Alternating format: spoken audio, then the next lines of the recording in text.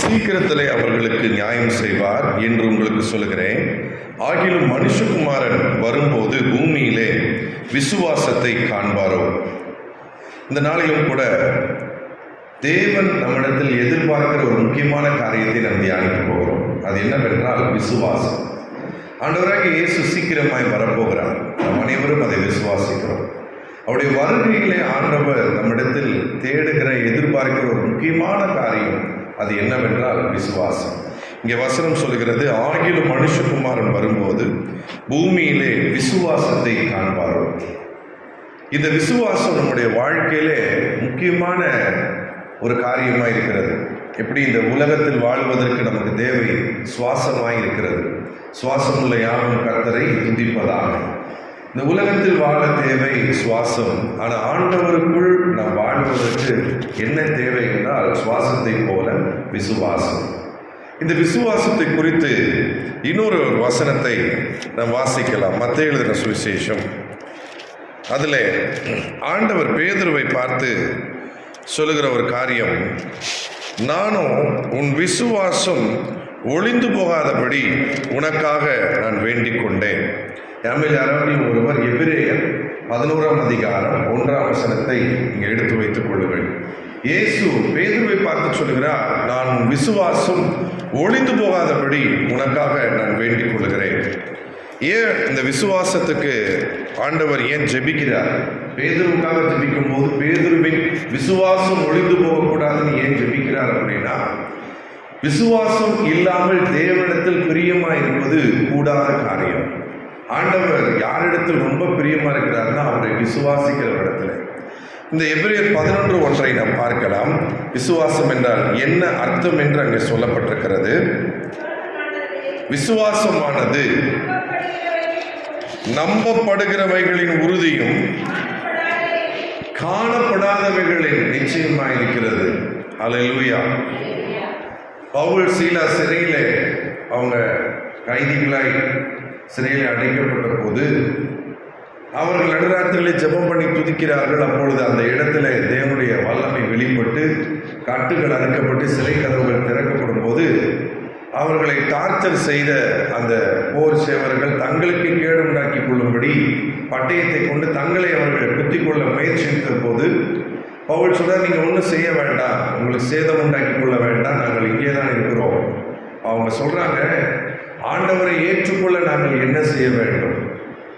அதுக்கு பவுல் சொல்கிறார், கர்த்தராகிய இயேசுவை நீ விசுவாசி, அப்பொழுது நீயும் வீட்டாரும் ரட்சிக்கப்படுவீர்கள். இந்த விசுவாசம் நமக்கு மட்டுமல்ல, நம்மோடு கூட இருக்கிறவர்களுக்கும் அது ரட்சிப்பை தரக்கூடிய வல்லமை மிக்க காரியமாக இருக்கிறது. இது ரொம்ப முக்கியம். கர்த்தருடைய வருகையில இதை நம்ம காத்து கொள்ள வேண்டியதாக இருக்கிறது. தீமோத்தேயுக்கு பவுல் எழுதும்போது சொல்கிறார், தீமோத்தேயுவை பார்த்து, நல்ல போராட்டத்தை போராடினேன், ஓட்டத்தை முடித்தேன், விசுவாசத்தை காத்து கொண்டேன். விசுவாசங்கிறத நம்ம தான் காப்பாற்ற வேண்டியதாக இருக்கிறது. இப்போ பாருங்க, என்னுடைய கையில் ஒரு பேனா இருக்கு. இப்போ இதை நீங்கள் என் கையில் என்ன இருக்கு அப்படின்னா நீங்கள் சந்தேகமே இல்லாமல் சொல்லுவீங்க, பேனா இருக்குது, அதான் காட்டுறீங்களே அப்படின்னு. ஆனால் நான் இதை உங்கள்கிட்ட காட்டவே இல்லை. நான் எனக்கு பின்னாடி நான் மறைவாக ஒளிச்சு வச்சுக்கிட்டு நான் உங்களை பார்த்து சொல்கிறேன், என் கையில் ஒரு பேனா இருக்குது, வலது கையில் பின்னால் வச்சுருக்கிறேன், இதை நீங்கள் நம்புறீங்களா அப்படின்னு கேட்கும்போது இப்போ உங்களுக்கு சுத்தமாக நம்பிக்கை வராது. இப்போ நீங்கள் விசுவாசிக்க வேண்டும். நான் உங்களுக்கு பேனாவை காட்டலை, ஆனால் நான் என்ன சொல்கிறேன்னா என் கையில் பேனா இருக்குன்னு ஒரு வார்த்தை சொல்கிறேன் பாருங்க. இப்போ நீங்கள் என் வார்த்தையை விசுவாசிக்கணும்.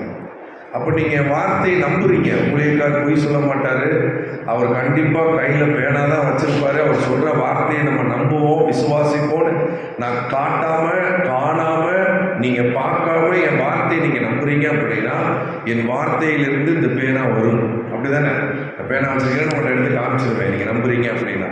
எப்படி என் வார்த்தைக்குள்ள பேனாவை நான் வச்சிருந்து என் வார்த்தையை நம்புறீங்களா, நான் பேனா வச்சிருக்கிறேன்னு சொல்ற வார்த்தையை நம்புறீங்களான்னு நான் கேட்கும்போது நீங்க எப்படி வார்த்தையை நம்புறீங்களோ அதுபோல விசுவாசம் என்பது காணப்படாத நிச்சயம்.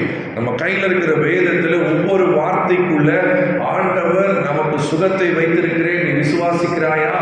ரட்சிப்பை வைத்திருக்கிறேன், விசுவாசிக்கிறாயா? குடும்பத்திலே சமாதானத்தை நான் வைத்திருக்கிறேன், விசுவாசிக்கிறாயா என்று வார்த்தை மூலமாய் ஆண்டவர் நம்மோடு பேசுகிறார். அப்ப இந்த வார்த்தை ஒரு மனிதன் நம்பும் போது வாக்குத்தத்தம் பண்ணினவர் உண்மை உள்ளவராய் இருக்கிறாரே. எபிரேயர் 10 நம்ம பார்க்கிறோம், 38 வாக்குத்தத்தம் பண்ணினவர் உண்மை உள்ளவராய் இருக்கிறார். அப்போ வார்த்தையை அவர் என்ன செய்யறாருன்னா காப்பாற்றுகிறார். 23 எபிரேயர் 10:23 வாக்குத்தத்தம் பண்ணினவர் அந்த வாக்குத்தத்தத்தை காப்பாற்றுகிறவராய் இருக்கிறார். அப்போ நிறைய பேருக்கு நமக்கு இருக்கிற ஒரு கேள்வி என்னன்னா, எனக்கு ஆண்டவர் வாக்குத்தத்தம் கொடுத்திருக்கிறார். நியூ இயர்ல கூட நான் வாக்குத்தத்தம் எடுத்தேன், எனக்கு ஆண்டவர் வாக்குத்தத்தம் கொடுத்திருக்கிறார், ஆனா எனக்கு அது நிறைவேறவே மாட்டேங்குது. வார்த்தை ஒரு மாதிரி இருக்கு, என் வாழ்க்கை ஒரு மாதிரி இருக்கு. வசனம் ஒன்று சொல்லுது, ஆனா என் வாழ்க்கையில அது வேற மாதிரி இருக்குது. நான் எப்படி இந்த வாக்குத்தத்தம் என் வாழ்க்கையில நிறைவேறுவது, எப்படி வசனம் என் வாழ்க்கையில் நிறைவேறுவதுன்னா ஆண்டவர் சொல்கிறார், நீ நம்ப வேண்டும், விசுவாசிக்க வேண்டும். பாருங்க, யோவான் எழுதின சுவிசேஷம் 21ஆம் அதிகாரத்தில் ஆண்டவர் இந்த விசுவாசத்தை குறித்து ஒரு காரியத்தை நமக்கு சொல்லிக் கொடுக்கிறார். யோவான் 20:29 அதற்கு இயேசு, தோமாவே, நீ என்னை கண்டதினாலே விசுவாசித்தாய், காணாதிருந்தும் விசுவாசிக்கிறவர்கள் பாக்கியவான்கள். 2 வகையான விசுவாசத்தை இன்றைக்கு நான் பேச விரும்புகிறேன். ஒன்று தேவனுடைய விசுவாசம், இன்னொன்று மனிதனுடைய விசுவாசம். இது ரெண்டும் வித்தியாசப்படுகிறது. இந்த வசனத்தை நீங்க பார்க்கும்போது 29ஆம் வசனத்துல 2 வகையான விசுவாசத்தை நாம் பார்க்கிறோம். மனிதனுடைய விசுவாசம், தேவனுடைய விசுவாசம். மனிதனுடைய விசுவாசம் என்றால் என்ன? நான் மறுபடியும் சொல்றேன், என் கையில் என்ன இருக்கு அப்படின்னா, நீங்க விசுவாசிப்பீங்க, நம்புவீங்க. இது பேனா, வேற எதையும் சந்தேகப்பட மாட்டீங்க. இது பேனா, நீங்க பார்த்து நம்புவது மனிதனுடைய நம்பிக்கை. தோமாவின் விசுவாசம் எப்படி இருந்தது? நான் அவரை பார்த்தால்தான் நான் விசுவாசிப்பேன், நடந்தால்தான் நான் நம்புவேன். இயேசுவை நான் தொட்டு பார்க்க வேண்டும், அவர் தழும்புகளை நான் செக் பண்ணணும், அப்படித்தான் நம்புவேன். நான் பார்த்தால்தான் நம்புவேன். இது மனிதனுடைய விசுவாசம். மனிதன் ஒன்றை காணாவிட்டால் நம்ப மாட்டான். மனிதன் சந்தேகத்தினுடைய ஒரு உருவமாக இருக்கிறான். நீங்க சொல்லுங்க, இயேசு உங்களை நேசிக்கிறார், நீங்க இயேசுவை நம்புங்க, கண்டிப்பா அந்த பிரச்சனையை ஆண்டவர் மாற்றுவார். நம்பவே மாட்டாங்க. அது எப்படி? இயேசு என்னை நேசிக்கிறார், எப்படி எனக்கு அற்புதம் செய்வார்? யாருக்காவது நடந்திருக்கா? சாட்சி இருக்கா? ப்ரூஃப் காட்டுங்க. பல கேள்விகளை மனிதன் கேட்பான். இது மனிதர்களாக விசுவாசம்.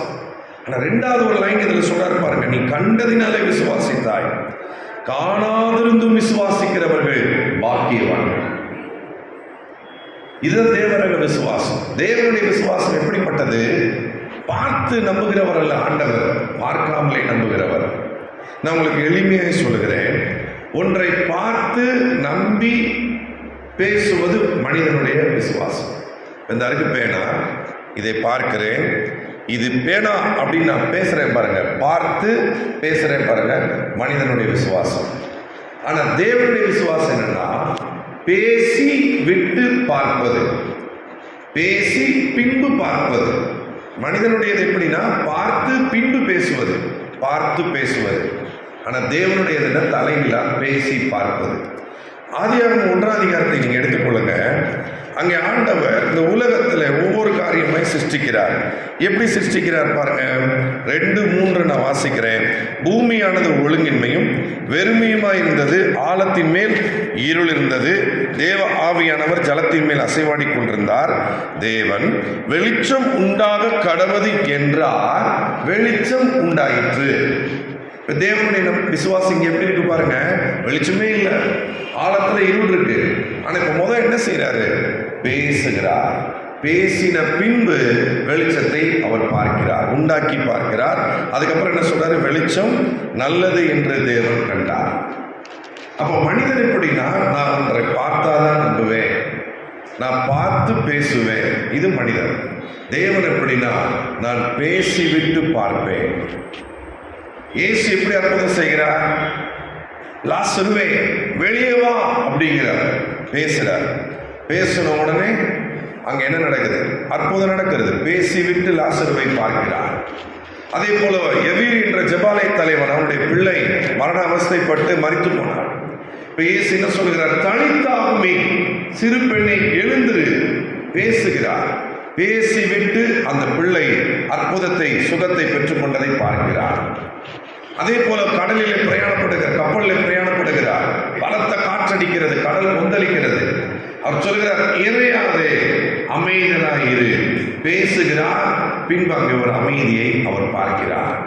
இன்னைக்கு நம்ம எந்த விசுவாசத்திலிருந்து எந்த விசுவாசத்துக்கு போக போறோம்னா, இந்த மனித விசுவாசத்திலிருந்து தேவனுடைய விசுவாசத்துக்கு நம்ம போக போறோம். மார்க் எழுதின சுவிசேஷம் அதுல 11ஆம் அதிகாரம் 23ஆம் வசனம். மார்க் 11:23. எவனாகிலும், அதுக்கு முன்னாடி 22 நான் வாசிக்கிறேன். இயேசு அவர்களை நோக்கி, தேவனிடத்தில் விசுவாசம் உள்ளவர்களாயிருங்கள்.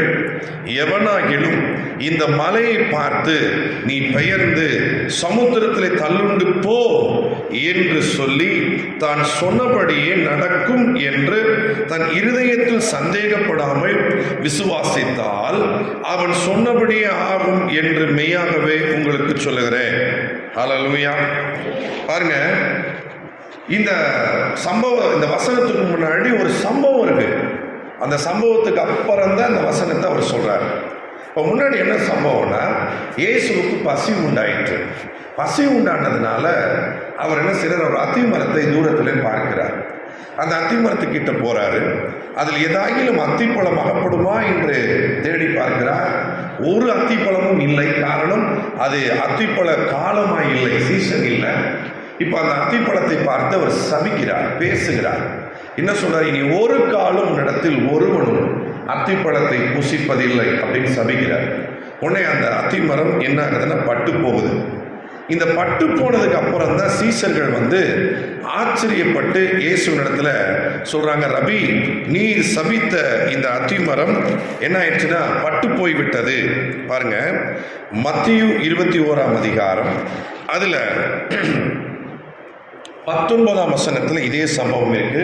19ஆம் வசனத்தில் என்ன போட்டிருக்குன்னா, அப்பொழுது வழியருகே ஒரு அத்தி மரத்தை கண்டு அதனிடத்திற்கு போய் அதிலே இலைகளை அன்றி வேறு ஒன்றையும் காணாமல் இனி ஒரு காலம் இடத்தில் கனி உண்டாகாது இருக்க கடவுது என்றார்.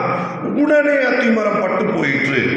மத்தேயு இந்த சம்பவத்தை பார்த்தவர் அவர் என்ன சொல்கிறார்? இயேசு அந்த அத்தி மரத்தை பார்த்து பேசினார். பேசின பிறகு என்ன நடந்தது என்றால், உடனே அவர் சொன்னபடியே அத்தி மரம் பட்டு போயிற்று.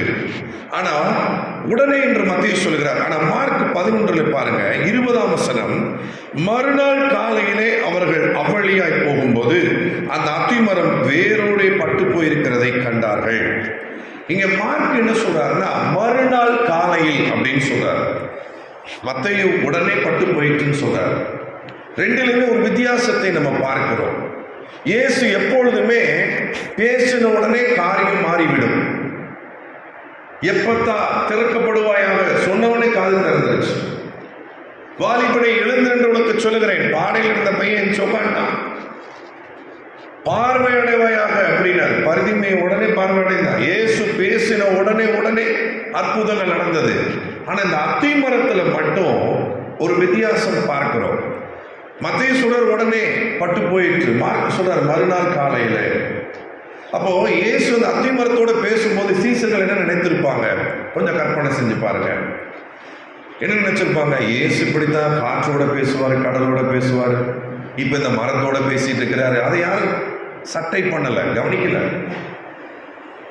ஆனா சீசர்கள் அன்னைக்கு நைட்டு என்ன பேசியிருப்பாங்க? கொஞ்சம் கற்பனை பண்ணி பாருங்க. இயேசு இந்த அத்தி மரத்தை சபித்தாரு. ஆனா அத்திமரம் ஒண்ணுமே ஆகலையே. ஏன்னா மார்க் என்ன சொல்றார்? மறுநாள் காலையிலே. உண்மையில நைட்டு சீசர்களுக்கு தூக்கமே வந்திருக்காரு. இவர் சபித்தாரு, எல்லாம் உடனே நடக்கும், ஆனா ஒண்ணுமே நடக்கலையே. இப்ப மறுநாள் காலையில பேதுரு நினைவு கூர்ந்து 21 வசனத்தை பாருங்க. பேதுரு நினைவு கூர்ந்து இயேசுவை நோக்கி, ரபி இதோ அப்படிங்கிறார். நீ சபித்த அத்திமரம் பட்டு போயிட்டு, இதோன்னா இங்க இருக்கிற பொருளை தான் சொல்ல முடியும். அப்ப இயேசு எக்ஸைட் ஆகல, பேதுரு எக்ஸைட் ஆகிறார், ஆச்சரியப்படுறாரு. இயேசுக்கு இது ஆச்சரியமே கிடையாது, பட்டு போயிட்டு அப்படிங்கிறார். நல்லா கவனிங்க, இயேசு பேசின போது என்ன நடக்குன்னா, அந்த அத்திமரம் வேரில் இருந்து பட்டு போக ஆரம்பிக்கிறது. இங்க அப்படிதான் போட்டிருக்கு, வேரோட பட்டு போயிற்று. அப்போ வேர்ல இருந்து பட்டு போகும்போது முழுவதுமாய் வெளியே அந்த மரம் முழுவதும் பட்டு போக சில மணி நேரங்கள் ஆகிறது. பேசின உடனே அற்புதம் நடந்து விட்டது, ஆனால் கண்களிலே பார்க்கவில்லை. இன்னைக்கு இந்த ராத்திரி வேளையில் ஆண்டவர் உன்னோடு பேசுகிறார். எப்போ நீங்க வசனத்தை விசுவாசிக்க ஆரம்பிச்சிட்டீங்களோ வசனம் உங்களுக்கு வேலை செய்ய ஆரம்பித்து விட்டது. உங்க கண்களுக்கு இன்னும் தெரியாம இருக்கலாம், நீங்க சுகத்துக்காக ஜெபிக்கலாம், அந்த சுகம் உடனே உங்க கண்களுக்கு தெரியாம இருக்கலாம். ஆனா வசனம் உங்களுக்குள்ளே சுகத்தை கொடுத்து கொண்டே இருக்கிறது. வியாதி வேரோட பட்டு போய் கொண்டிருக்கிறது. எத்தனை பேர் நம்புறீங்க? உங்க கணவர் ரட்சிப்புக்காக நீங்க ஜெபிக்கலாம், பிள்ளைகள் ரட்சிப்புக்காக ஜெபிக்கலாம், ஆனா ஒண்ணுமே நடக்காத மாதிரி தெரியலாம். அந்த மரம் எப்படி இருக்கு? பச்சை பச்சைன்னு இருக்கு. சீசர்களுக்கு எப்படி இருக்கும்? என்னடா அவர் சொன்னாரு, சபிக்கிறாரு, பட்டு போட்டுன்னு சொல்றாரு, ஆனா ஒரு காலம் கனியை புசியாத கடவுள் சபிக்கிறாரு, ஆனா அது அப்படியே தானே இருக்கு. நீங்க இந்த நைட் அப்படி இருக்கலாம், நீங்க பிரச்சனை அப்படியே தானே இருக்கு, போராட்டம் அப்படியே தானே இருக்கு, பாடுகள் அப்படியே தானே இருக்கு, உபத்திரம் அப்படியே தானே இருக்கு, போன வருஷம் இந்த காலத்துல இருந்த மாதிரியே தானே பிரச்சனை இருக்கு. ஆண்டவர் சொல்றாரு, சோர்ந்து போகாத, நீங்க விசுவாசிக்கிறபடி தேவனுடைய வார்த்தை உங்களுக்கு வேலை செய்து கொண்டிருக்கிறது. ஒருவேளை உங்க கண்களுக்கு தெரியலன்னா கூட ஒண்ணு நடக்கலைன்னு முடிவுக்கு வராதீங்க. கர்த்தர் வேலை செய்து கொண்டிருக்கிறார், அவருடைய வார்த்தை உங்களுக்கு கிரியை செய்து கொண்டிருக்கிறது. இப்ப நம்ம என்ன செய்யணும் அப்படின்னா, கர்த்தர் சொல்லிட்டாரு, நான் சந்தேகப்பட மாட்டேன், நிச்சயமாய் என் வீட்டார் அனைவரும் ரட்சிக்கப்படுவார்கள், நிச்சயமாய் எனக்கு சுகத்தை ஆண்டவர் தருவார், நிச்சயமாய் இந்த பிரச்சனையிலிருந்து நான் வெளியே வருவேன். இப்ப வேரோடு பட்டு போயிருக்கிறத பார்த்தவனே பேதுருக்கு ஒரே ஆச்சரியம். ஆனா இயேசுவனே ஆமால பட்டு போயிடுச்சுல அப்படின்னு அவர் ஆச்சரியப்படல. இயேசுவுக்கு அற்புதங்கள் சாதாரண காரியம். ஆமே, குமாரன் நம்மை விடுதலை ஆக்கினார், மெய்யாகவே நாம் விடுதலை அடைகிறோம். உங்கள் பிள்ளைகள் விடுதலை அடைவார்கள். உங்கள் குடும்பத்தில் யாராகிலும் ஒருவர் சில அடிமைத்தனத்தில் இருக்கிறார்கள் என்றால் கண்டிப்பாக கர்த்தர் அவர்களை மெய்யாகவே விடுதலை ஆக்குவார். சோர்ந்து போகாதீர்கள். ஐயோ, என் வாழ்க்கையில விடுதலை இல்லை, என் வாழ்க்கையில மாற்றம் இல்லை, என் வாழ்க்கையில ஒன்றும் நடக்கல. வசனத்தை பிடித்துக் கொள்ளுங்கள். டாக்டர் பாருங்க, பிரிஸ்கிரிப்ஷன் எழுதி கொடுக்கிறார். என்ன எழுதுறாரு நமக்கே ஒன்றும் புரியாது, கிறுக்கிதான் கொடுக்குறாரு. நம்ம அதை பார்த்தா ஒன்றும் புரியாது. நேராக கொண்டு போய் என்ன செய்யறோம்?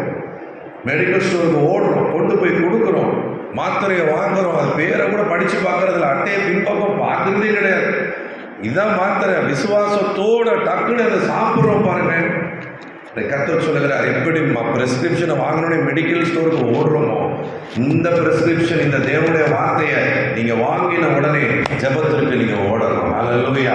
ஜெபிக்க முழங்கால் படியிடணும். ஆண்டவரே, டாக்டர் ஒன்று சொல்றாரு, நான் அதை நம்பல, நீங்க எனக்கு சுகத்தை சொல்றீங்க, நான் அதை நம்புறேன்.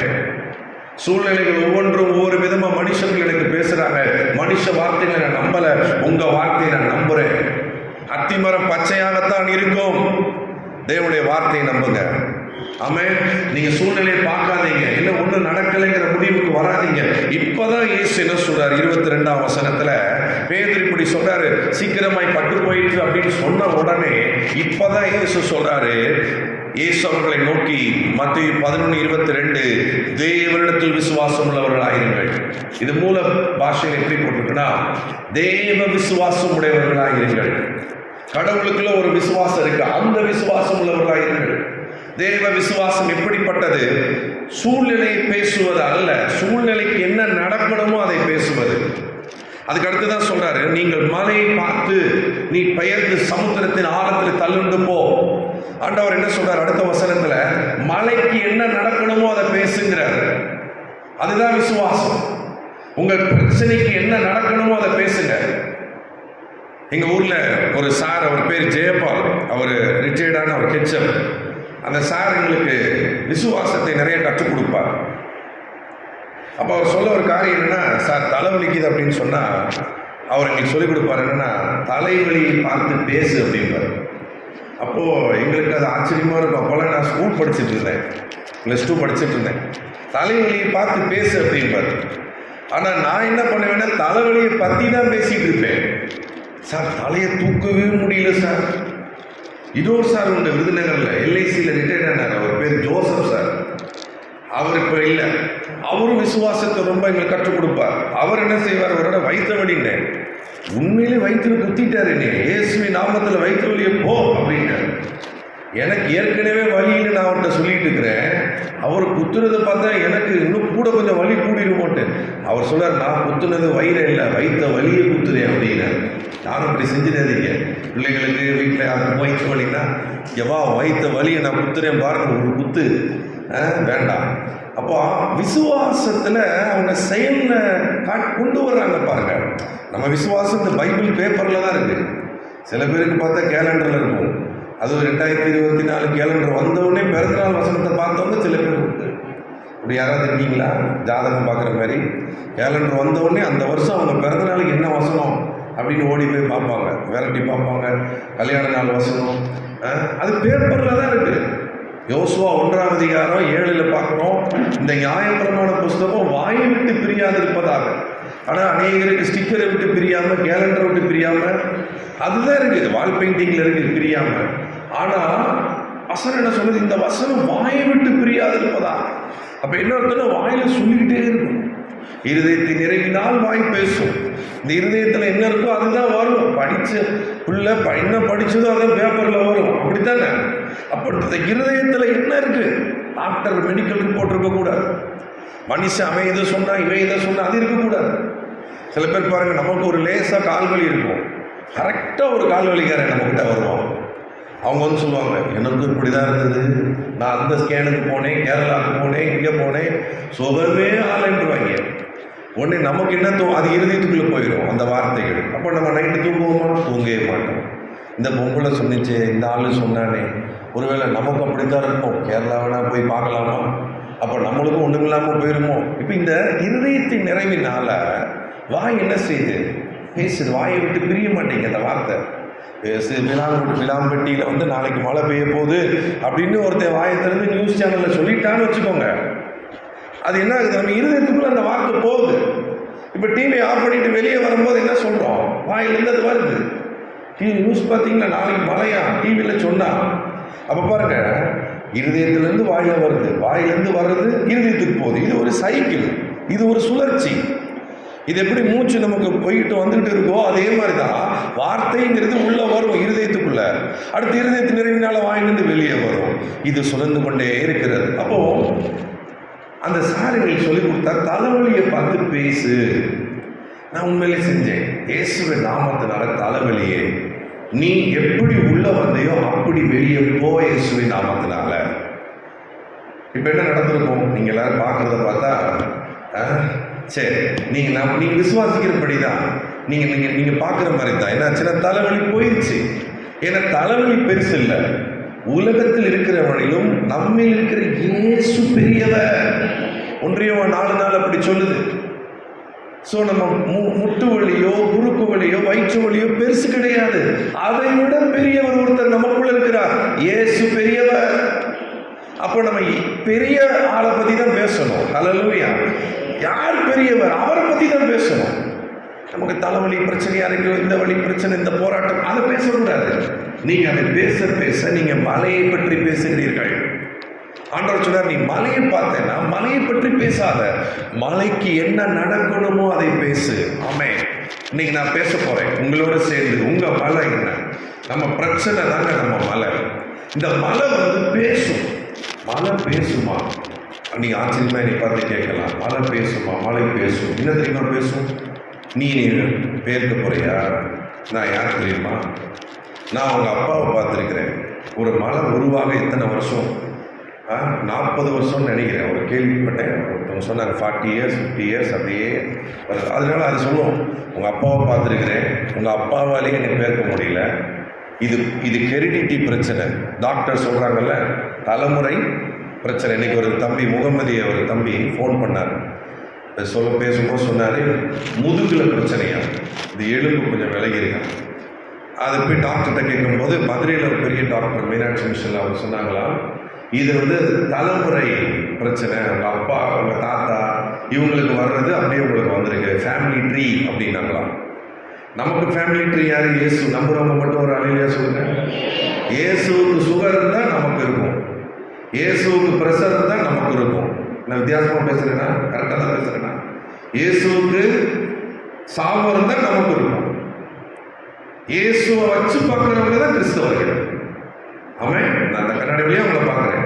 இது மாதிரி தான் கிறிஸ்து வழியாக தான் நம்மளை பார்க்கணும். வசனங்கிற கண்ணாடி வழியாக நம்மளை பார்க்கணும். ஸோ இயேசுவுக்கு சுகர் கிடையாது, அப்போ நமக்கு கிடையாது. இயேசுவின் ரத்தத்தினால நம்ம கழுவ மட்டும் பாடலை, ஒவ்வொரு திருவிருந்திலையும் இயேசுவின் ரத்தத்தை நம்ம பானம் பண்ணுறோம். அவருடைய மாம்சத்தை நம்ம புசிக்கிறோம். அப்ப நமக்கு உள்ளேயும் ஒரு ரத்தம் தான் கழுவப்படுகிறோம். ஸோ வெளியும் ஒரு ரத்தம் தான். எத்தனை பேர் நம்புறீங்க? உங்களுக்கு மெடிக்கல் எக்ஸ்பென்ஸே வராது. ஆமே, நீங்க நம்புறீங்க, நீங்க இயேசுவை நம்புறீங்க. உங்க பிள்ளைகளுக்கு, உங்க சந்ததிக்கு வியாதியே கிடையாது. ஆமே ஆமே, ஆசீர்வதிக்கிறார் ஆண்டவர். நீங்க நம்மள இயேசுவின் ரத்தத்துல என்ன இருக்கு? சுகம், விடுதலை, பரிசுத்தம், ஜீவன், பரிந்து பேசுகிற ரத்தம் இயேசுவின் ரத்தம். இயேசுவின் ரத்தம் நம்மை பாதுகாக்கிறது. ஆமே. அப்போ நீங்க மலையை பார்த்து பேசுவது தேவ விசுவாசம், மலையை பற்றி பேசுவது மனித விசுவாசம். சில பேர் நல்லா இருக்கீங்களான்னு ஆரம்பிப்பாங்க. அவங்க போய் சொல்லுவாங்க, பார்த்துருக்கீங்களா, நான் நல்லா இருக்கிறேன், சூப்பராக இருக்கிறேன். ஒரு 5 நிமிஷம் அவங்களோட பேசிக்கிட்டே இருக்கேன். அவங்க ரொம்ப நல்லா இல்லைங்கிறது அப்புறம் தெரியும். உங்கள் வேலை எப்படி போகுது, அதை ஏன் கேட்குற, வேலையாக நான் பார்த்துட்டு இருக்கிறேன். பையன் எப்படி இருக்கிறான், அவன் எங்கே, அவையெல்லாம் உருப்படுவான்னு எனக்கு தெரியலை. அப்படி பாருங்க, விசுவாசம் இந்த பஞ்சரான டியூப் மாதிரி வெளியே போயிட்டு இருக்கும், காற்று போகிற மாதிரி விசுவாசம் வெளியே போயிடும். ஸோ நல்லாவே இல்லை. அப்போ என்ன பேசுகிறான் ஒரு மனிதன்? ஒரு மனிதன்கிட்ட பேசும்போது என்ன பேசுகிறான்? நான் மலையை பற்றி பேசிட்டு இருக்கிறான். எனக்கு என் ஃபேமிலியில் எந்த பிரச்சனை, எனக்கு வேலையில் எந்த பிரச்சனை, என் பிள்ளை எந்த பிரச்சனை, என்னுடைய எதிர்காலம் எனக்கு இப்படி இருக்குது, எனக்கு அது பிரச்சனையாக இருக்குது, இது பிரச்சனையாக இருக்குது. மலையை பற்றி பேசுகிறார்கள் மனிதர்கள். இப்போ இயேசு ரட்சித்து நம்மை பார்த்து சொல்கிறார், நீ சாதாரண மனிதன் அல்ல, நீ விசுவாசி. ஸோ நீ என் செல்ல பிள்ளை, தேசகுமாரன் இயேசு. அவர் சிலுவையில் விதைக்கப்பட்டார். கோதுமை மணி விதைக்கப்பட்டால் என்ன அறுவடையாகும்? கோதுமை மணி. நேசகுமாரன் சிலுவையில் விதைக்கப்பட்டார். அப்ப பிறந்தது பூரா என்னது? நேசகுமாரத்திகள், நேசகுமாரர்கள். அப்ப ஆண்டவர் சொல்றார், நீ என்னுடைய நேசகுமாரன், நேசகுமாரத்தை. அப்போ மற்ற மனிதர்களைப் போல அல்ல, நீ மலைக்கு என்ன நடக்க வேண்டும் அதை பேசு. அப்பாவுக்கு சுகர் இருக்கலாம், தாத்தாக்கு இருக்கலாம், ஆனா எனக்கு இருக்க வேண்டிய அவசியம் இல்லை. இயேசுவின் நாமத்தில் அந்த பலவீனத்தை பார்த்து பேசுங்கள். ஒருவேளை 10 வருஷமா உங்களுக்கு இருக்கலாம் பலவீனம், வியாதி 5 வருஷமா இருக்கலாம். இந்த மலை எத்தனை வருஷமா இருந்துச்சு தெரியல. ஸோ மலை என்ன செய்யும்? நம்மளை பார்த்து பேசும். உன்னைய பத்தி தெரியும், உங்க அப்பாவை பத்தி தெரியும், தாத்தாவை தெரியும். நான் அப்பவே இருந்திருக்கிறேன், நீ என்னை பெயர்க்க போறியா? முடியாது அப்படின்னு சொல்லும். நீங்க சொல்லணும், உனக்கு என்ன நடக்க வேண்டும் என்று இயேசு பேச எனக்கு சொல்லி கொடுத்திருக்கிறார். ஆகவே உன்னை பார்த்து பேசுகிறேன், நீ இங்கே இருக்கக்கூடாது, நீ சமுத்திரத்தின் ஆழத்திலே தள்ளுண்டு போவாயாக என்று உனக்கு கட்டளையிடுகிறேன். அந்த வசனத்தை வாசிங்க, 23. யாராவது ஒருத்தவங்க வாசிங்க, மார்க் 11:23.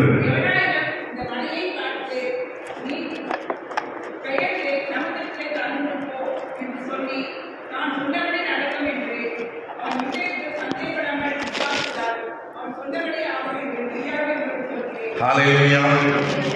இங்க பாருங்க, சந்தேகப்படாமல் விசுவாசித்தால் அவன் சொன்னபடி ஆகும் என்று மெய்யாகவே உங்களுக்கு சொல்லுகிறேன். பைபிள்ல என்னெல்லாம் மெய்யாகவே வருதோ அதெல்லாம் நம்ம நம்ப மாட்டோம்னு அவருக்கு தெரியும். அதனாலதான் அவர் அப்படி சொல்லியிருக்கிறார். யாராவது ஒருத்தவங்க உங்ககிட்ட ஒன்று சொல்றாங்க, உங்களால் நம்ப முடியல, அப்ப நீங்க என்ன கேட்பீங்க? உண்மையிலேவா அப்படின்னு கேட்பீங்க. அதனாலதான் ஆண்டவர் இங்க சொல்றாரு, நீ நம்ப மாட்டேன்னு தெரியும், உண்மையாகவே அப்படிங்கிறாரு. ஆமென். ஸோ அவன் சொன்னபடியே ஆகும். இன்னைக்கு கர்த்தர் சொல்றார் நம்மளை பார்த்து, நீங்க என்ன சொல்றீங்களோ வசனத்திலிருந்து விசுவாசித்து என்ன சொல்றீங்களோ அது அப்படியே நடக்கும். ரைட். இப்ப பாருங்க, மலையை பார்த்து பேசணுமா? கண்டிப்பா பேசணும். பிரச்சனையை பார்த்து பேசணும், வியாதியை பார்த்து பேசணும், பலவீனத்தை பார்த்து பேசணும், போராட்டத்தை பார்த்து பேசணும். இல்லைன்னா அது பேசும். இப்போ நீங்க ஒரு வியாதியை பார்த்து நீங்க பேசல. இப்போ எனக்கு உதாரணத்துக்கு மஞ்சள் காமாலை வியாதி இருந்தது. 2005 நான் MSIT ஃபர்ஸ்ட் இயர் படித்து கொண்டிருந்தேன் 2005. அப்போ எனக்கு மஞ்சள் காமாலை வியாதி. எனக்கு எவ்வளோ அந்த வேல்யூ, சிரம் வேல்யூ எவ்வளோ இருந்துச்சுன்னா 12.7 இருந்தது. ஆக்சுவலாக அந்த சிரம் வேல்யூ 1க்கு கீழே இருக்கும். 0 தான் நம்ம எல்லாருக்கும் இப்போ இருக்கும். அந்த 1க்கு மேலே போனால் ஜாண்டிஸ், 8க்கு மேலே போனால் கொஞ்சம் சீரியஸ், 12.7னா நான் அவ்வளோதான். என்னை போக சொல்லிட்டாங்க மடமலையான் மதுரை ஆஸ்பத்திரி, மடமலையான் அட்மிட் ஆகிருந்தேன். டாக்டர்ஸ் கைவிட்டாங்க, நீங்கள் அவரை கூட்டு போயிருங்க வீட்டுக்குட்டாங்க. ஸோ நான் எலும்பு கூடு மாதிரி இருக்கேன், வீட்டில் படுத்து கிடக்கிறேன். அப்போ எங்கள் சொந்தக்காரங்களுக்கெல்லாம் சொல்லி அனுப்பிட்டாங்க, லாஸ்ட்டாக இவனை பார்த்துட்டு போயிருங்க அப்படின்ட்டு. ஸோ எல்லோரும் கடைசியாக என்னை பார்க்குறாங்க, அப்படியே முகம்லாம் எலும்பாக ஒட்டி போயிருக்கிறேன். சரி, இப்போ நான் என்ன பண்றது? டாக்டர்ஸ் என்னை கைவிட்டாங்க, மெடிக்கல் என்னை கைவிட்டுருச்சு, எல்லாருமே என்னை லாஸ்டா பார்த்துட்டு போயிட்டு இருக்கிறாங்க. அப்போ எனக்கு 15 வயதில் ஆண்டவரை ரட்சித்தார். நான் இப்போ MS IT படிக்கிறேன்னா கிட்டத்தட்ட ஒரு 23-24 வயசு. அப்போ நான் என்ன பண்ணுறேன்னா, இந்த பைபிளை நான் நம்ப ஆரம்பித்தேன். என்னுடைய டைரி எடுத்து இந்த பைபிளில் விசுவாசம் அப்படின்னு எங்கெல்லாம் வருதோ அதெல்லாம் எழுத ஆரம்பித்தேன். அந்த வசனத்தை சொல்ல ஆரம்பித்தேன். வேதம் என்ன சொல்லுது? எனக்கு அப்போ கற்றுக் கொடுத்த ஒரு வார்த்தை, விசுவாசத்தினாலே நீதிமான் பிழைப்பான், சாவான் போடல, பிழைப்பான். அப்ப நான் செத்து பிழைக்கிறது என் வாழ்க்கை கிடையாது, விசுவாசித்து பிழைக்கிறது என் வாழ்க்கை. அப்ப நான் என்ன பண்றேன்னா, அவர் தமது வசனத்தை அனுப்பி அவர்களை குணமாக்கி அவர்களை அழிவுக்கு தப்புவிக்கிறார். இந்த வசனத்தை நான் அறிக்கை பண்ண ஆரம்பித்தேன். அப்படி தழும்புகளாலே குணமானீர்கள் பேதுரு சொல்றாரு, அதை நான் அறிக்கை பண்ண ஆரம்பித்தேன். இன்னொரு வசனம் என்னது? அவர் எனக்கு யெகோவா ராஃபா, நானே ஒரு பரிகாரியாகிய கர்த்தர். ஆகவே அவர் என்னுடைய டாக்டர். பரிகாரின்னா மருத்துவர். ஸோ அவருடைய டாக்டர், அவர் எனக்கு மருத்துவம் பார்க்கும்போது நிச்சயமாக நான் பிழைப்பேன். நான் இதை அறிக்கை பண்ண ஆரம்பித்தேன். இப்படியே அறிக்கை பண்ண என்னுடைய அந்த வேல்யூ இப்படியே குறைய ஆரம்பித்தது. 12லேருந்து 8க்கு வந்தது, அப்புறம் 4க்கு வந்தது, அப்புறம் கம்ப்ளீட்டாக சுகத்தை கொடுத்தான். ஸோ நான் இன்னைக்கு இங்கே உயிரோடு இருப்பதற்கு காரணம் என்றால் என்னவென்றால், எனக்கு ஜீவனை கொடுத்த இந்த தேவனுடைய வார்த்தை. ஹல்லேலூயா. ஸோ இந்த வார்த்தை எல்லாருக்குமே வேலை செய்யும். நான் ஊழியக்காரன், நான் ரட்சிக்கப்பட்டேன், நான் ஜெபம் பண்ணேன், அதெல்லாம் கிடையாது. யார் பேனாவை கீழே போட்டாலும் அது விழும். இது புவியீர்ப்பு சக்தி, இது விதி, இது எல்லாருக்கும் வேலை செய்யும். 100 பேருக்கு ஒருத்தர் சாப்பாடு கொடுத்தாரு, அவர் 100வது மாடியிலேருந்து விழுகிறாருன்னா விழுதான் செய்வார். ஒருத்தர் 100 பேரை கொலை பண்ணியிருக்கிறான், அவனை 100வது மாடியிலேருந்து தள்ளி விட்டா விழதான் செய்வான். பூமிக்கு தெரியாது எவன் நல்லவன் கெட்டவன். அது மாதிரிதான் இந்த வசனத்தை யார் விசுவாசித்தாலும் அவர்களுக்கு இந்த வசனம் வேலை செய்யும். எப்படி புவியீர்ப்பு சக்தி மாறாமல் இருக்குதோ, இந்த வேத வசனம் மாறாமல் இருக்கிறது. நம்புறீங்களா? 2005 எனக்கு சுகத்தை கொடுத்த இந்த வசனம் இன்றைக்கு உயிரோடு கூட மாறாததா இருக்கிறது. அதனுடைய வல்லமை மாறாததா இருக்கிறது. நிச்சயமா இங்க ஒருவருக்கு ஒரு பரிபூர்ண சுகத்தை இந்த வசனம் கொடுக்கும். ஆமென். அப்ப இந்த புவியீர்ப்பு சக்தி எப்படி மாறாதோ அது மாதிரிதான் இந்த தேவனுடைய வார்த்தை. இது ஒரு வசனம் என்பது சட்டம், இது ஒரு விதி, இது மாறவே மாறாது. அதனாலதான் ஆண்டவர் சொன்னார் மத்தேயு 7:8, கேட்கிறவன் எவனும் பெற்றுக்கொள்வான். அவன் யாரா இருந்தாலும் சரி, அவன் விசுவாசிக்கிறான், இயேசுவேன்னு கூப்பிடுறான், அவனுக்கு ஆண்டவர் வேலை செய்வார். என கேட்கிறவன் எவனும் பெற்றுக்கொள்கிறான். அதே மாதிரிதான் நம்ம பார்க்கிறோம், இன்னாமத்தினாலே, யோவான் 14:14, இன்னாமத்தினாலே நீங்கள் எதை கேட்டாலும் அதை நான் செய்வேன். இது மாறாத பிரமாணம். நீங்க இயேசுவின் நாமத்துல சுகத்தை கேட்கலாம், கண்டிப்பா கிடைக்கும். விடுதலை கேட்கலாம், கண்டிப்பா கிடைக்கும். ரட்சிப்பு கேட்கலாம், கண்டிப்பா கிடைக்கும். ஏன்னா அதுல கண்டிஷனே இல்லை. எதை கேட்டாலும் என கேட்கிற நபர் ரொம்ப முக்கியம். நீதிமொழி 10:24 சொல்லுது, நீதிமான் விரும்புகிற காரியம் அவனுக்கு கொடுக்கப்படும். சோ நீங்க ரட்சிக்கப்பட்டிருக்கீங்க, இயேசுவை ஏற்றுக்கொண்டிருக்கீங்கன்னா நீங்க விரும்புறதே தேவன் செய்ய ரெடியா இருக்கிறார். சங்கீதம் 37:4 இப்படி சொல்லுது, கர்த்தரிடத்திலே மனமகிழ்ச்சியாயிரு, அவர் உன் இருதயத்தின் வேண்டுதலை அருளி செய்வார். வாயத்திலிருந்து கூட நீங்க கேட்கல, மனதில் வேண்டுதல் செய்றீங்க. ஏசப்பா எனக்கு இது நடந்தா நல்லா இருக்குமே, ஏசப்பா இது கிடைச்சா நல்லா இருக்குமே, மனசுல வேண்டுனா கூட கர்த்தர் அதை ரெஸ்பான்ஸ் பண்றாரு. அதுக்கு அவர் முக்கியத்துவம் கொடுக்கிறார், அதுக்கு மதிப்பு கொடுக்கிறார். ஜெபத்தையும் ஜெபிக்கிறவனையும் அவர் மதிக்கிறார். குரூஸ் மாசராமணின்னு கடையனுடைய ஒரு ஊழியர் இருக்கார். அவர் சொல்லுவார் இந்த வார்த்தையை. அவர் இப்படி லெந்து காலத்தில் 98ஆம் வருஷத்தில் விருதுநகர் சிஎஸ்சி ஆலயத்துக்கு செய்தி கொடுத்தார். அப்போ அவர் சொன்ன ஒரு வேர்டு என்ன, ஜெபத்தையும் ஜெபிக்கிறவனையும் தேவன் மதிக்கிறார். ஹல்லேலூயா. அதனால தான் பாருங்க, இந்த விசுவாசத்தை மட்டும் நம்ம காத்துக்கொள்ளணும். பவுல் சொல்றாரு, விசுவாசத்தை காத்துக்கொண்டேன். அதை நம்ம தான் காத்துக்கொள்ளணும். எப்படி காத்துக்கொள்றது, இதை மட்டும் நான் சொல்லி நான் முடிக்க போறேன். ரோமர்ல 10ஆம் அதிகாரம், அதில் 13ஆம் வசனம், 17, ரோமர் 10:17. விசுவாசம் கேள்வியினாலே வரும், கேள்வி தேவனுடைய வசனத்தினாலே வரும். ஒரு சின்ன கதை சொல்லிட்டு நான் அந்த வசனத்தை விளக்க விரும்புகிறேன். இது ஒரு கற்பனை கதையாகன்னு எனக்கு தெரியல. நான் சிறுவனாக இருக்கும்போது கேட்ட கதை. அந்த காலத்தில், அதாவது பேருந்து இதெல்லாம் இல்லாமல் இருந்த காலம். பழைய காலத்தில் ஒரு ஒரு ரவுடி இருந்தான். அவன் எப்படி இருந்தான்னா பயில்வான் மாதிரி இருக்கான்.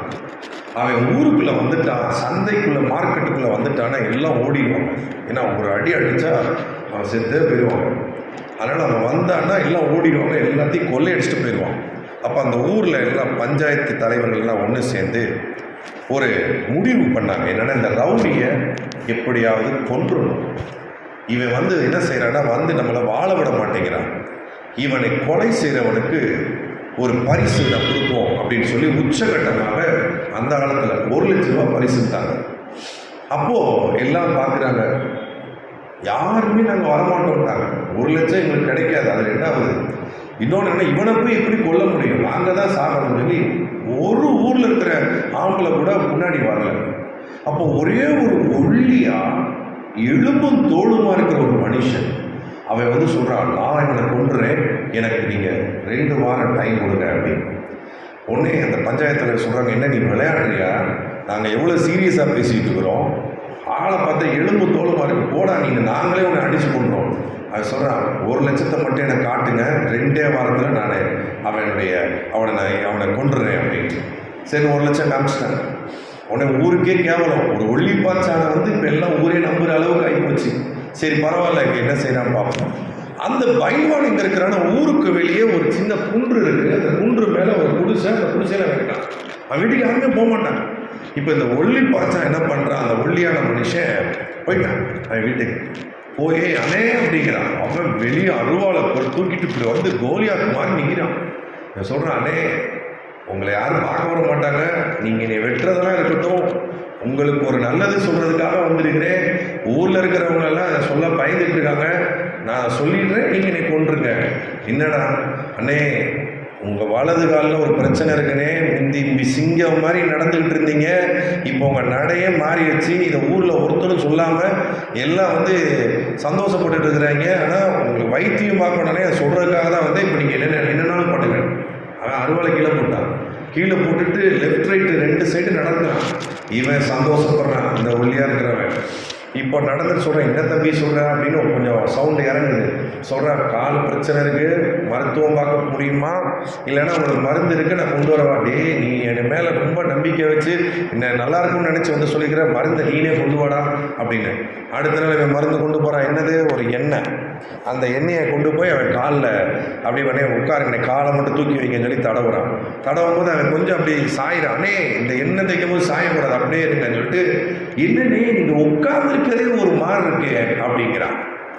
இப்போ நான் உட்காந்துக்கு ஒரு மாதிரி இருக்கா, இதுதான் நான் நல்லா உட்காந்து காட்டுறேன் இப்படிங்கிறான். நான் நாளைக்கு நான் வர்றேன், படுத்துருங்க, உட்காந்துலாம் இருக்காதீங்க, குறுக்கில் பிரச்சனை இருக்கு நினைக்கிறேன், அதுவும் சேர்த்து தடவரேன்னு சொல்லிட்டு படுத்தே இருங்கட்டேன். இப்போ அடுத்த நாள் பார்த்தா படுத்தே இருக்கிறான். தம்பி உள்ள வைப்பா அப்படிங்கிற பார்த்தா அப்படியே பேரஞ்ச மாதிரி இருக்கான். என்ன நினைக்கிறான், நான் தூங்கி 2 நாள் ஆச்சுடா, எனக்கு பயமாக இருக்குடா அப்படி. அப்போ இவன் என்ன நினைக்கிறான், தேய்ச்சிட்டு இருக்கும்போது சொல்கிறான், அண்ணே எங்கள் தாத்தா சாகும்போது கெத்தா வீரமாக செத்தாருனே, நீங்கள் சாகும்போது முகம் அப்படியே வீரமாக இருக்கணும், இல்லைன்னு வச்சுக்கோங்க நீங்கள் செத்த பிறகு முகம் ஒரு சோகமாக இருந்துச்சுன்னா ஊரே காரித்து போயிருனே, மரண கலை முகத்தில் அப்படியே டான்ஸ் ஆடிட்டு இருக்குனே, அப்படியே வச்சுக்கோங்கனே, முகத்தை சிரிச்சமாக கம்பீரமாக வச்சுக்கோங்கனே. என்னடா சொல்கிற, மரணக்கலை தெரியுதுனே, முகத்தை சிரிச்சமாக நல்லா வீரமாக வச்சுக்கோங்க, இல்லைன்னா அவ்வளோதானே. அப்படியே அடுத்த நாள் பயந்துக்கிட்டே கிடக்குறாங்க. அடுத்த நாள் போனால் அந்த பயத்தில் எனக்கு செத்துட்டாங்க. அவன் செத்ததுக்கு காரணம் என்ன தெரியுமா, நீதிமொழி 18ஆம் அதிகாரம் 20, 21 த சீக்ரெட் என்னன்னா, மரணமும் ஜீவனும் நாவின் அதிகாரத்தில் இருக்கிறது, அந்த 2ல் எதில் ஒன்றில் பிரியப்படுகிறார்களோ அதன் கனியை அவர்கள் புசிப்பார்கள்.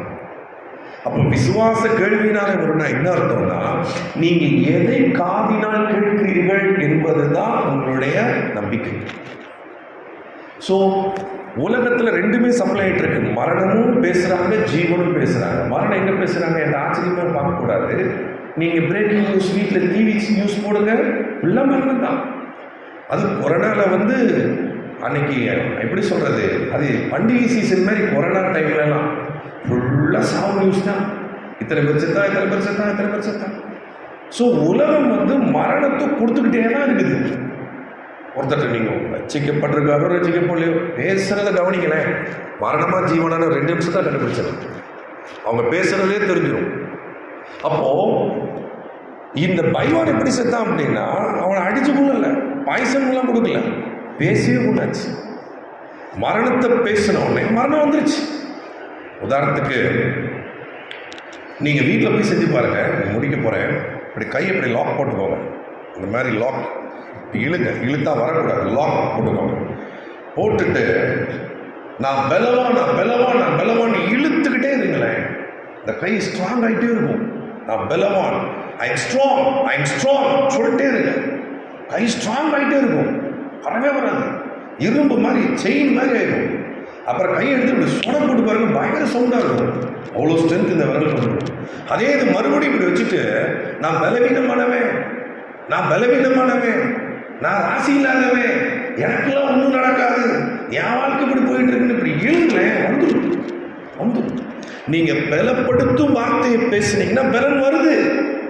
நீங்க பலவீன வார்த்தை பேசுனீங்கன்னா பலவீனம் வருது. இப்படி வந்துடும். நீங்க இழுத்தீங்கன்னா வந்துடும். அப்போ கர்த்தர் சொல்றார், விசுவாசம் எப்படி வருதுன்னா இந்த தேவனுடைய வார்த்தையை கேட்பதினாலே. ஒரு நாள் ஃபுல்லாக இப்போ என் ஃபோனில் ரெக்கார்ட் ஆகிட்டு மெசேஜ் ஒய்ஃபுக்காக ரெக்கார்ட் பண்ணுவேன். மனைவி 3ஆவது நாள் வருவாங்க. ஒரு நாள் ஃபுல்லாக அந்த மாதிரி ஃபோனை ரெக்கார்ட் பண்ணுங்க. நீங்கள் பேசுகிறத போகிறாங்க. அடுத்த நாள் ஃபுல்லாக கேளுங்க. எத்தனை வார்த்தை தேவனுடைய வார்த்தை, எத்தனை வார்த்தை விசுவாச வார்த்தை, எத்தனை வார்த்தை பக்தி விருத்தியின் வார்த்தை. செக் பண்ணி பாருங்களேன், பயங்கரமான ஆச்சரியம் காத்திருக்கு. நேற்றைக்கு பேசின வார்த்தைகளே இன்றைக்கு வாழ்ந்து கொண்டிருக்கும். வார்த்தை விதை. மார்க்கில் சொல்றாரு வசனம் விதை, விதையை உண்மையில் சொல்றாரு வசனம் விதை. ஸோ இதை நம்ம பேச பேச, இதை கேட்க கேட்க விசுவாசம் நமக்குள் வருகிறது. இப்போ அந்த வசனத்தை வாசி ஜெபிக்கலாம். ரோமர் 10:17, ஆதலால் விசுவாசம் கேள்வியினாலே வரும், கேள்வி தேவனுடைய வசனத்தினாலே வரும். ஒரு நடந்த உண்மை சம்பவத்தை சொல்லிடுறேன். அமெரிக்காவில் ட்வின் டவர்ஸ் பின்லேடனால் தாக்கப்பட்ட போது நிறைய பேர் அதில் இறந்து போனாங்கன்னு நமக்கு தெரியும். அதில் ஒரு போதகர் மாட்டிக்கொண்டார். நல்ல வேலை உயிர் போகலை, ஆனால் ரொம்ப மோசமான சூழ்நிலை. அவரை ஸ்ட்ரெக்சரில் போட்டு தூக்கிட்டு போகிறாங்க. பிளட்டு லாஸ் ஆகிட்டே இருக்கு, போய்கிட்டே இருக்கு. உடம்புல ஃபுல்லாக ரத்தம் வெளியேறுது, ரொம்ப காயங்கள். அப்போ அவரை தூக்கிட்டு போகும்போது அவர் கான்சியஸுக்கு பேசுகிறார். இப்போ என்ன பேசுகிறாருன்னு கவனிச்சா அவர் சொல்றாரு, ஐ ஆம் ஆல் ரைட் அப்படிங்கிறாரு. ஒன்று தூக்கிட்டு போறவங்க சொல்றாங்க, you are not all right, you are in critical condition, you are very serious அப்படிங்கிறாங்க. அவர் சொல்றாரு, நோ ஐ ஆம் ஆல் ரைட் அப்படிங்கிறாரு. ட்ரீட்மெண்ட் கொண்டு போயாச்சு. அவருக்கு ட்ரீட்மெண்ட் ஸ்டார்ட் பண்ணிட்டாங்க. 1 மாதம் ஆகுது. இப்போ டெலிவிஷனில் இந்த ட்வின் டவர்ஸில் பாதுகாக்கப்பட்டவங்க, மீட்கப்பட்டவங்க, இந்த ட்வின் டவர்ஸில் உயிர் பிழைத்தவர்கள்ட்ட பேட்டி கேட்குறாங்க. அதில் இந்த பாஸ்டர் உட்காந்துருக்கிறாரு, நல்லா உட்காந்துருக்காரு, ஜம்முன்னு உட்காந்துருக்கிறார். இப்போ அவர்கிட்ட மைக் வருது. அவர்கிட்ட கேட்குறாங்க, என்ன சொல்ல விரும்புறீங்க? இந்த ட்வின் டவர்ஸ் இரட்டை கோபுர தாக்குதல்ல ஒரு மோசமான அனுபவத்தை கடந்து வந்திருக்கிறீங்க, என்ன சொல்ல விரும்புறீங்க? அவர் சொன்ன வார்த்தை என்ன தெரியுமா? ஐ ஆம் ஆல் ரைட் அப்படின்னாரு. வார்த்தை ஜீவன், பாசிட்டிவான வேர்ட். உங்கள் பிள்ளை மார்க் கம்மியாக எடுக்குதா, நல்லா படிப்புன்னு சொல்லுங்க. உங்கள் பேரனோ உங்கள் பிள்ளையோ கொஞ்சம் மார்க் கம்மியாக வருதா, நல்லா படிப்புன்னு சொல்லுங்க. ஃபெயில் ஆகிருந்தாலும் பரவாயில்ல, நீ நல்லா படிப்படா, உன் நல்லா படிப்ப. அப்பா உனக்காக, அம்மா உனக்காக ஜோம் பண்ணுறேன், ஆச்சி உனக்காக ஜோம் பண்ணுறேன், தாத்தா உனக்காக ப்ரே பண்ணி நல்லா வருவேன் அப்படின்னு சொல்லுங்க. அந்த வார்த்தை அந்த பிள்ளைகளுடைய வாழ்க்கையை மாற்றும். அல்லேலூயா. வீட்டில் ஒரே பிரச்சனையாக இருக்கா, எங்கள் வீடு தேவனுடைய சமாதானத்தில் நிரம்பும் அப்படின்னு சொல்லுங்க. எங்களுடைய வீட்டில் பரிபூர்ண சமாதானம் உண்டுன்னு சொல்லுங்க. ஆமென். கொஞ்சம் பலவீனமாக இருக்கா, சரீரத்தில் சோர்வு இருக்கா, சொல்லுங்க. பிலிப்பியர் 4:13, ஆண்டவர் கிருபையா எனக்கு 3 பிள்ளைகளை கொடுத்திருக்கிறார். 3 பிள்ளைகளுமே சிசரியன் மனைவிக்கு. ஆனால் கர்த்தருடைய பலனின் பிள்ளைகள் என் மனைவியை தாங்கினது. முதல் குழந்தைக்கு அவள் போகும்போது பயந்துட்டா. அப்படி போகிற ஆஸ்பத்திரிக்கு, தேட்டருக்குள்ளே போகிற ஆப்ரேஷன் தேட்டருக்கு என்னை பார்த்து பயப்படுறா. பச்சை கலர் ட்ரெஸ் வேறு போட்டிருக்காங்க, எல்லாம் கழட்டிட்டாங்க, தாலியெல்லாம் கழட்டியாச்சு. அப்போ என்னை இப்படியே பார்க்குறேன். நான் சொன்னேன், பிலிப்பியர் 4:13 உன்னிடத்தில் பேசுகிறேன், பலப்படுத்துகிற கிறிஸ்துவினாலே. ஜெர்லினை மனைவி பேர் சொன்னேன், ஜெர்லினை பலப்படுத்துகிற கிறிஸ்துவினாலே எல்லாவற்றையும் செய்ய ஜெர்லினுக்கு பலன் உண்டு. பிலிப்பியர் 4:13 உயிரோட அவங்களோட வருது. நீ தனியாக போல தேட்டருக்குள்ள. பிலிப்பியர் 4:13 நீ ஆப்ரேஷன் தேட்டருக்கு நீ போன 5 minutes தான் குழந்தை கையில் கொண்டு வந்து கொடுத்துட்டாங்க. ஷாரன் எங்கள் மூத்த பொண்ணு. அதே மாதிரி தான் 2வது குழந்தைக்கு அப்படி தான் சொல்லி தான் அனுப்பி விட்டு. பிலிப்பியர் 4:13 மூணாவது பிள்ளையும் அப்படித்தான். நீ ஒவ்வொரு நாளும் பலப்படுத்தி கொண்டே இருக்கிறார் கிறிஸ்து. அவர் பலவீனப்படுத்துகிற கிறிஸ்து அல்ல, பலப்படுத்தி கொண்டே இருக்கிற கிறிஸ்து. 1 சாமுவேல் 26:25 சவுல் தாவீதை பார்த்து சொன்ன கடைசி வார்த்தை தீர்க்கதரிசனம். என்ன வார்த்தை அப்படின்னா, நீ ஆசீர்வதிக்கப்பட்டவர், நீ மென்மேலும் பலப்படுவாய், நீ பெரிய காரியங்களை செய்வாய். அல்லேலூயா. வயசு ஆக ஆக பலன் கூடிக்கொண்டே இருக்கும். ஏன் தெரியுமா? உள்ள ஒருத்தர் இருக்கிறார், அவர் பலப்படுத்தி கொண்டே இருக்கிறார். அல்லேலூயா. ஆதாமை உண்டாக்கும் போது 30 வயது அப்படின்னு சொல்றாங்க. 30 வயது இருக்கும் அவனுக்கு அப்படிங்கிறாங்க. அவன் உடம்பு வாழ்வு 30 வயதான். அப்போ முதல் வயசு அவனுக்கு எத்தனாவது வயசு? 1வது வயசு, 31வது வயசு. அப்போ நம்ம ஆதாரட்ட வயசை கொஞ்சம் எடுத்து இந்த வேத ஆதாரத்தில் கொஞ்சம் ஒரு கணக்கு போட்டு பாருங்க. 30 வயசை கழிச்சிருங்க. உங்க வயசோட 30 வயசை கழிச்சிருங்க. கர்த்தர் உங்களுக்கு எப்படிப்பட்ட ஒரு வாழ வயதை திரும்ப தருகிறார் பாருங்க. அல்லேலூயா. நம்ம ஜெபிக்கலாமா? எல்லாரும் கண்களை மூடி ஜெபிப்போம்.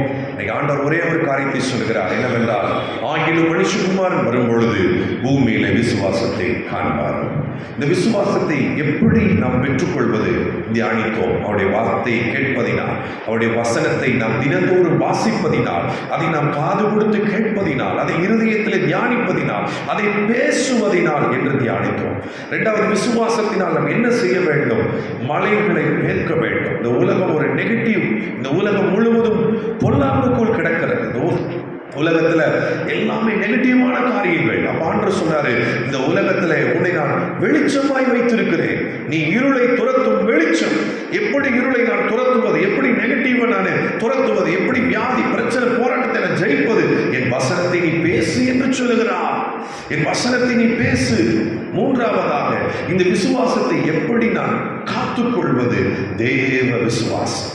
மனித விசுவாசத்திலிருந்து தேவ விசுவாசத்துக்கு வந்துட்டோம்னா விசுவாசத்தை காத்துக்கொள்ள முடியும். தேவ விசுவாசம் எப்படிப்பட்டது? இல்லாதவைகளை இருக்கிறவைகளை போல அழைக்கிற தேவனுடைய விசுவாசம். ஆமே. சுகம் இல்லையா? சுகம் உண்டாகட்டும் சொல்லுங்க. குறைவு இருக்கா? நிறைவு வருவதாக சொல்லுங்க. நிறைவானது வரும் பொழுது குறைவானது ஒழிந்து போகும். ஆமே. ஆகவே நீங்க சொல்லுங்க, நிறைவு வருவதாக, சுகம் வருவதாக, என் குடும்பத்தில் ரட்சிப்பு வருவதாக. கமெண்ட் பண்ணுங்க. ஆண்டவர் சொல்லுகிறார், என் கரத்தின் கிரியைகளை குறித்து எனக்கு கட்டளையிடுங்கள் அப்படின்னு அவர் சொல்றார். சோ கட்டளையிடுங்க. ஏசு அப்படிதான் ஜெபம் பண்ணாரு. இறையாதை அமைதலாய் தளித்தாகும் சிறுப்பெண்ணை எழுந்திரு, வாலிபனை எழுந்திரு என்று உனக்கு சொல்லுகிறேன். இறையாதை அமைதலாயிரு, எப்பத்தா திறக்கப்படுவாயாக. ஆண்டவர் சொல்கிறார், நீ என்னுடைய பிள்ளை, நீ என்னை போல நீ பேசு. ஹல்லேலூயா. அத்திமரத்தை பார்த்து ஆண்டவர் கட்டளையிட்டார், இனி ஒரு காலம் உன்னிடத்தில் ஒருவனும் கனியை புசியாக இருக்க கடவுள். ஹல்லேலூயா. அதை அப்படி சபிக்கிறார் அப்படின்னா அந்த இடத்துல தேவ விசுவாசத்தை அவர் செயல்படுத்தி காட்டுகிறார். இன்னைக்கு நீங்க கட்டளையிடுங்க. பலவீனத்தை பார்த்து கட்டளையிடுங்க. வியாதியை கட்டளையிடுங்க. குடும்பத்தில் என்ன பிரச்சனை அதை கட்டளையிடுங்க. ஏன் அது வேரோட பட்டு போகும். இன்னைக்கு தரித்திரம் வேரோட பட்டு போகும். பலவீனம் வேரோட பட்டு போகும். குடும்பத்தில் இருக்கிற போராட்டங்கள் வேரோட பட்டு போகும். அது பச்சை பச்சைன்னு தெரிஞ்சாலும் நீங்க அதை பத்தி கவலைப்படாதீங்க. காண்கிறதை நம்பாதீங்க, நடக்க போகிறதை நம்புங்கள். காணப்படாதவர்கள் நிச்சயம் விசுவாசமா இருக்கிறது. ஒரு ஜாண்டிஸ்ல வியாதியில கிடந்த எண்ணெயோட வார்த்தையை கொண்டு சுகமாக்கினவர் இன்றைக்கு கர்த்தர் உங்களை, உங்கள் பிள்ளைகள், உங்கள் குடும்பத்தில் ஒவ்வொருவரையும் ஆமை தம்முடைய வசனத்தை கொண்டு சுகமாக்க வல்லவராய் இருக்கிறார். இயேசு நேற்றும் இன்றும் என்றும் மாறாதவராய் இருக்கிறார். இப்போது அவருடைய வல்லமை உங்களை நிரப்புகிறதை நான் பார்க்கிறேன். நன்றி இயேசு சுவாமி, நன்றி ஆண்டவரே, நன்றி தகப்பனே, நன்றி. யார் யார் இப்பொழுது உடைய வார்த்தையை மாத்திரம் பிடித்துக் கொண்டார்களோ, ஜீவ வசனத்தை பிடித்துக் கொண்டதை போல இப்பொழுது உடைய வார்த்தை யார் யார் பிடித்துக் கொண்டார்களோ ஒவ்வொருவருக்காக இயேசுவின் நாமத்தில் நான் ஜெபிக்கிறேன் ஆண்டவரே. இந்த நாளில் இவர்கள் வந்தவனமாய் அல்ல, வீட்டுக்கு போகும்போது வேதத்தில் உள்ள அதிசயங்களை வாழ்க்கையிலே பார்க்கும்படி, குடும்பத்திலே பார்க்கும்படி, வேலையிலே பார்க்கும்படி, ஆண்டவரே உங்களுக்கு உண்டான சகல காரியங்களிலும் உங்களுடைய வார்த்தையின் மகிமையை பார்க்கும்படி, உங்களுடைய அதிசயங்களை பார்க்கும்படி நான் ஜெபிக்கிறேன் ஆண்டவரே. எல்லா தடைகள் இயேசு கிறிஸ்துவின் நாமத்தில் இப்போது உடைக்கப்படுவதாக. நாட்கணக்காய் வருஷக்கணக்காய் இருக்கிற போராட்டங்கள், பிரச்சனைகள், என்னும் மலைகள் இப்போது பேர்க்கப்பட்டு நடு சமுத்திரத்தின் ஆழத்திலே தள்ளுண்டு போவதாக. I command all the mountains in the name of Jesus. Let it behind in Jesus name. இப்போது நான் கடிந்து கொள்கிறேன். ஒவ்வொருவர் மேலும் கர்த்தருடைய அற்புதத்தின் வல்லமை இறங்கட்டும் ஆண்டவரே. ஒவ்வொருவருக்கும் இப்போது ஒரு தேவையான அற்புதம் நடக்கட்டும் என்று ஜெபிக்கிறேன். ஆமென். யோவான் 3ஆம் அதிகாரத்தில் நாங்கள் பார்க்கிறோம், நீங்கள் அற்புதத்தையும் அடையாளங்களையும் காணாவிட்டால் என்னை விசுவாசிக்க மாட்டீர்கள் என்று மெய்யாகவே உங்களுக்கு சொல்கிறேன் என்ற வார்த்தையின்படி இப்போது உங்களுடைய பிள்ளைகளுமே விசுவாசிக்கத்தக்கதாய் ஒவ்வொருவருக்கும் வேண்டிய ஒரு அற்புதம் நடக்கும்படி ஜெபிக்கிறேன் ஆண்டவரே. எல்லா தடைகள் இயேசுவின் நாமத்தில் உடைக்கப்படுகிறது. இப்போது வழிகள் திறக்கப்படுகிறது.